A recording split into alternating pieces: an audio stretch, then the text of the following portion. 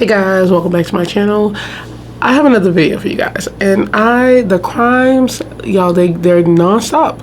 But this one today that we're talking about, another one, it's like, once again, these same cases of the men that can't take a breakup, and the women, you know, they find once they leave, because they tell you when you leave an abusive relationship, because I believe there's abuse involved in this, that's why she left them.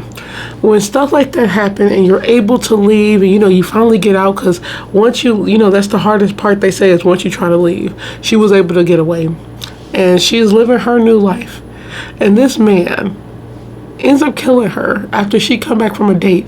Not only that, he's hiding in her home. So this man is like, y'all, you gotta picture that, like, picture that real quick. I know I always say don't picture, but picture this.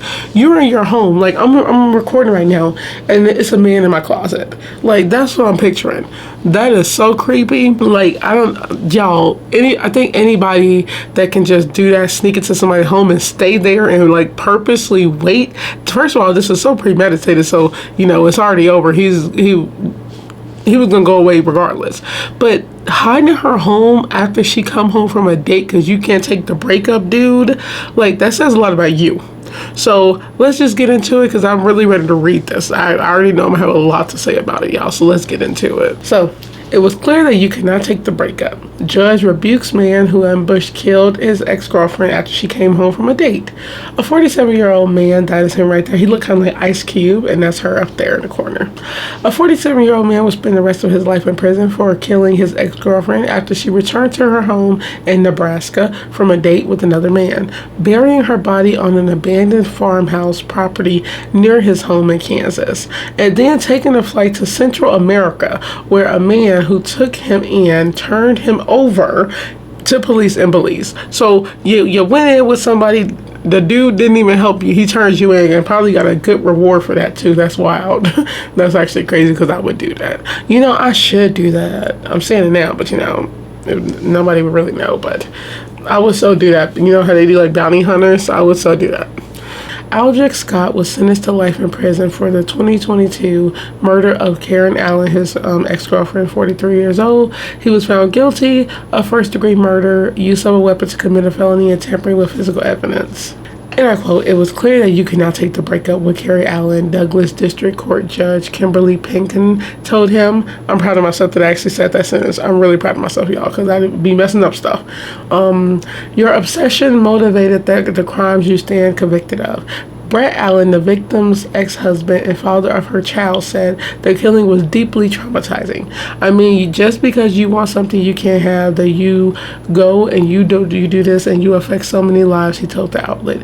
To put people through this and do this to someone that you supposedly love, I can't comprehend. Scott testified at trial in his defense, saying Allen pulled a gun on him and they fought over it and it went off and he fled in panic. Authorities said the two had recently broken up when he traveled from his home in Topeka, Kansas on November 19, 2022 to her home in Omaha, Nebraska. Got into her home through the garage and killed her afterwards. So y'all, yeah, so you can see he literally like made that drive to go get into her home. He snuck into her home. That's just so creepy. Oh my God. Afterward, he drove her body more than 160 miles across state lines in Kansas, where he buried her remains on an abandoned farmhouse property in, like, near where he lived. The case came to light after Allen was reported missing. A missing person investigation was launched, and Scott was identified as the person of interest. Authorities learned that while in Topeka, Scott had boarded a flight out of the country. A warrant was issued for his arrest for the kidnapping. Scott was captured in Belize on December 6, 2022 after a barbecue restaurant owner who took him in and hired him tipped off authorities. Oh, okay. So yeah, so this dude, so he went to another country, got hired. This dude had a whole plan. Like, he got out of there. You know what's so crazy? Like, it's like a movie, y'all. Like, and I feel like my camera going down.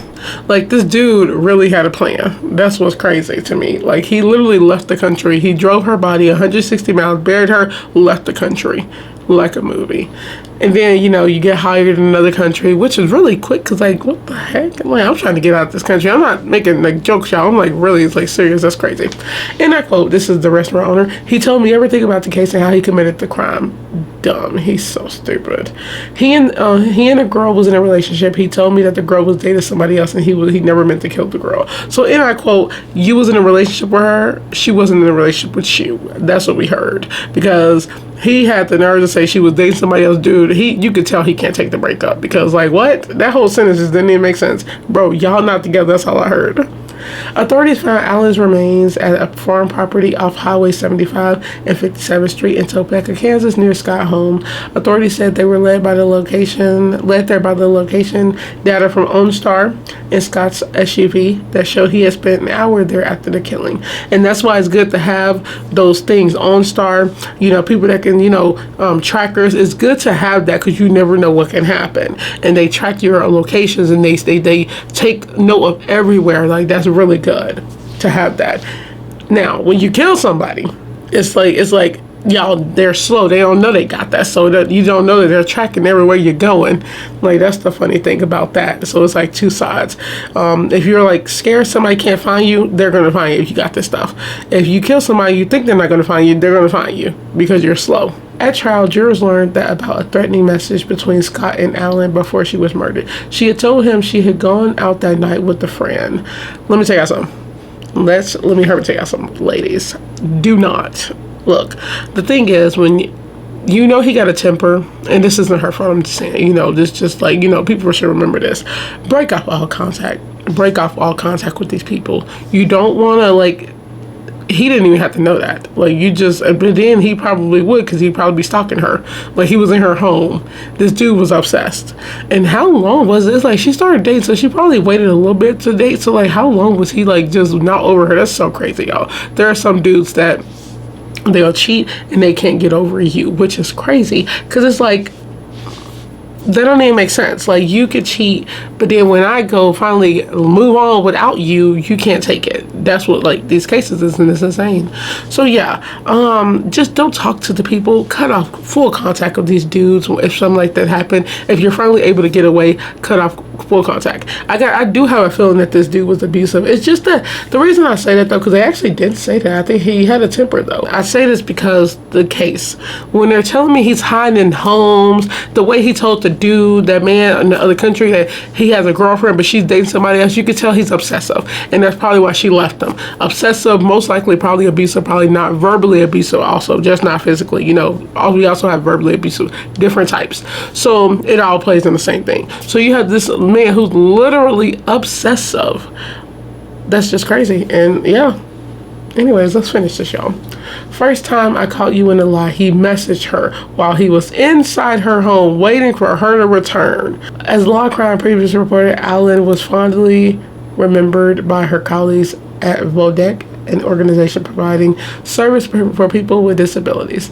And I quote, Carrie Allen was the first supervisor of our ELM program in Omaha, Nebraska, said a statement of the organization's Facebook account when she disappeared. She was at the center of what was then the first program of its kind. She is lovely.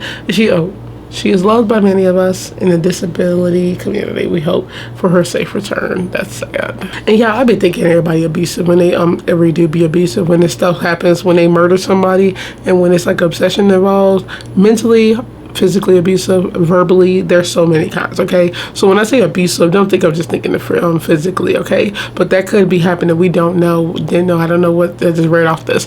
But I would think he was like probably saying horrible things to her, and that's why she wanted to leave him. Verbally abusive. You see what I'm saying?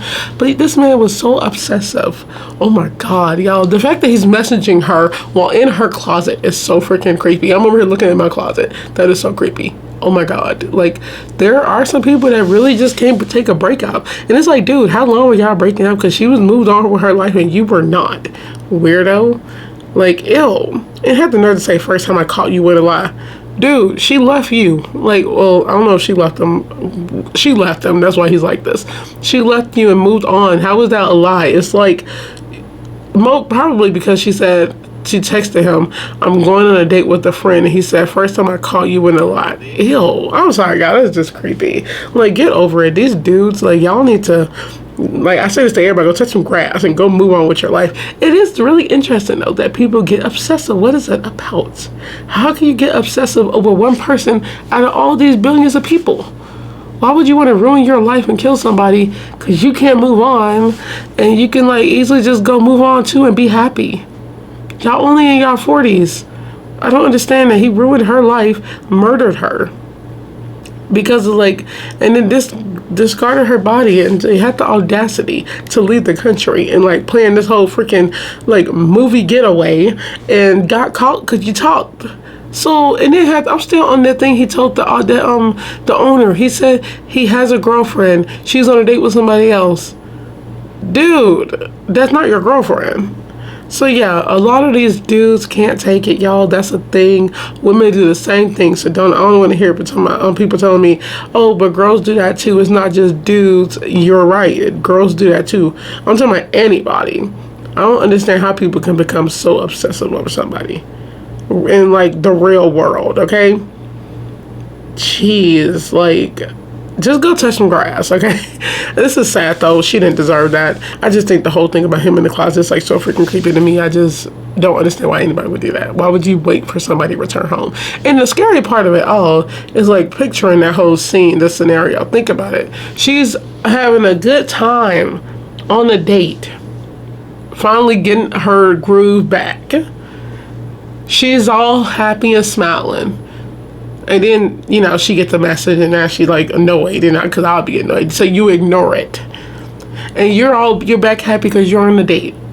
Now, you're having a good time. You go home. You had the best day. You know, you needed that after all that mess with him. You had this whole good day.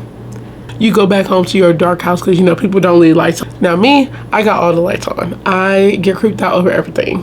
I'm not scared of the dark, but if I was living by myself, I don't want lights off. I want to come back with lights on. Also, I wouldn't even know to check around the house because I'm not thinking nobody's in my house. So yeah, back to the scenario. You're coming home to your house. Maybe she had the lights on, maybe she didn't. Maybe he turned them off. Think about it. It's creepy. Think about it. She was walking in smiling. Probably just like, you know, giggling because she'd be by herself, probably still texting the person if you like them. Now, if she didn't, you know, you're probably still like happy you got out and met somebody. And then you hear like some upstairs. I'm giving y'all a creepy scenario because this is like a movie, okay? And you hear something, you like turn around. And then this dude just like, you walking around trying to see if you heard something. Because you know, that's what they do in movies. They make a noise to lure you upstairs. And everybody always fall for it. The scenario was wild, but I had to let y'all picture it because I had the picture for myself. And I'm just thinking about this, so freaking scary. And now I creep myself out once again. So on that note, I hope you guys enjoyed this video. What do you guys think happened? There's so many scenarios that could have happened. Okay, what do you guys think about this case? What do you think about people who obsess over people? What is that about? Seriously, what is it about? And I hope you guys enjoyed this video. Y'all go check your closets. I'm just playing. Don't get creeped out like me because I do scare myself a lot. And I'll see you guys in the next video. Bye. Stay safe.